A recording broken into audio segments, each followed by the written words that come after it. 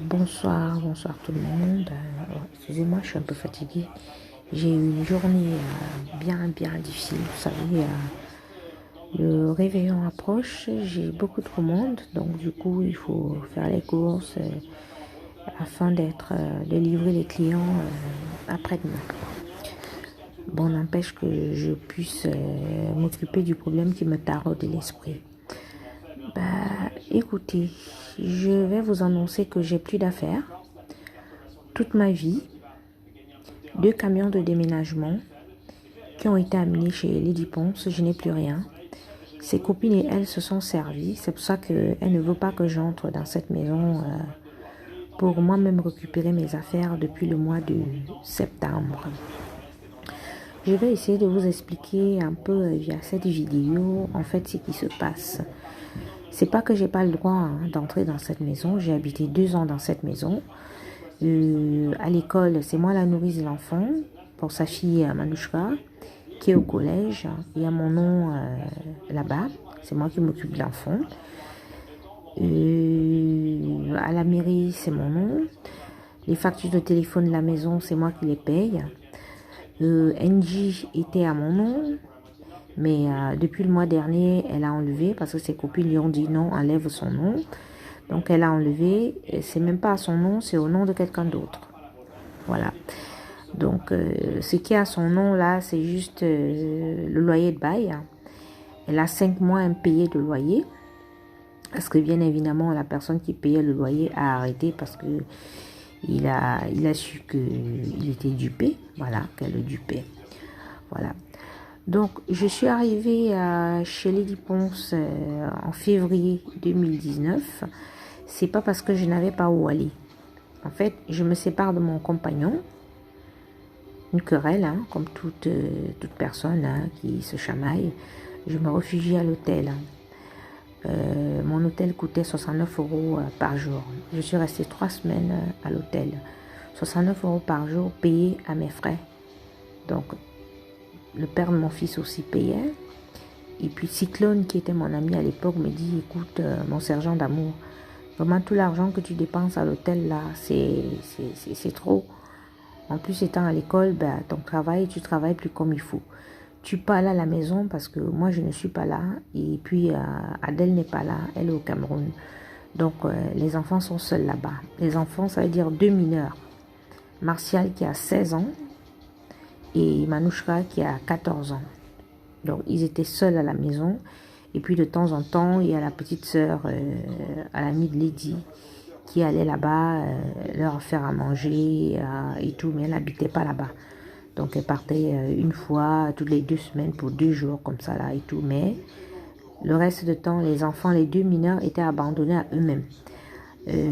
Tout en sachant que le petit garçon Mani Martial, c'est le fils à son frère qui est au Cameroun, qui a été reconnu par leur sœur qui est à Lyon. L'enfant était tellement têtu que la sœur l'a chassé de Lyon, donc elle Lady a récupéré l'enfant, mais elle n'a pas pu réinscrire l'enfant à l'école depuis 2017. Donc cet enfant n'est pas scolarisé depuis 2017. Donc, cet enfant est à la maison avec sa fille. Donc, je suis arrivée, le jour que je suis arrivée, ils étaient 3 à la maison. Donc, Laetitia, celle qui va souvent s'occuper d'eux. Et Laetitia, elle n'a pas de papier. Voilà. Donc, c'est la petite sœur à Mireille. En fait, la cousine à Mireille. Et tout. Donc, c'est elle qui allait là-bas de temps en temps s'occuper des enfants. Donc, quand elle parle de nounou, c'est n'importe quoi. Elle n'a pas les moyens de payer une nounou dans une agence pour s'occuper des enfants. Et si elle prend une nounou dans une agence, les services sociaux vont être au courant tout de suite parce que vous voyez bien qu'elle n'est jamais sur place. C'est d'ailleurs pour ça que ces enfants n'ont aucune éducation. Ils n'ont aucune éducation, les enfants à Lady Ponce. Je suis désolée, mais c'est comme ça. Donc, je débarque là-bas fin février 2019. J'ai dit à Cyclone que ok, c'est gentil, ça me fera économiser un peu. Si je peux rester quelques jours, ça pourra me faire économiser. Comme ça, je prendrai même en sous-location un appartement en région parisienne parce que J'avais déjà déposé les dossiers pour les demandes d'appartement comme tout le monde, hein, comme toute mère célibataire. Mais en région parisienne, ça prend du temps.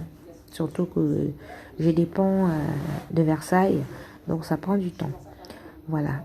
Donc j'ai débarqué là-bas fin février. Et puis, je crois le 13, hein, le 13 mars, le 15 mars, donc même avant, on était confinés. Donc je me suis retrouvée bloquée là-bas. Donc il fallait s'accommoder.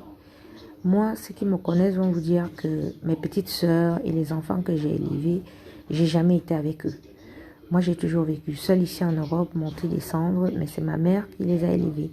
J'envoyais tout ce qu'il fallait, les enfants ne manquaient de rien. Ils avaient tout, ils sont allés dans les plus grandes écoles, ils ont reçu une magnifique éducation, ils avaient tout. Mais moi, je ne me suis jamais vraiment occupée des enfants. Donc, c'était là, vous avez vu d'ailleurs à quel âge moi-même j'ai eu mon fils. Donc, c'était pour moi une nouvelle expérience, m'occuper des adolescents et puis de mon fils. Ça me faisait du bien aussi que mon fils avait des grands frères et puis une grande sœur dans la maison. Donc, c'est comme ça que j'arrive là-bas et Lydie, elle me dit, écoute, comme tu es là maintenant, tous les mois, je vais te donner quelque chose en dehors de la ration.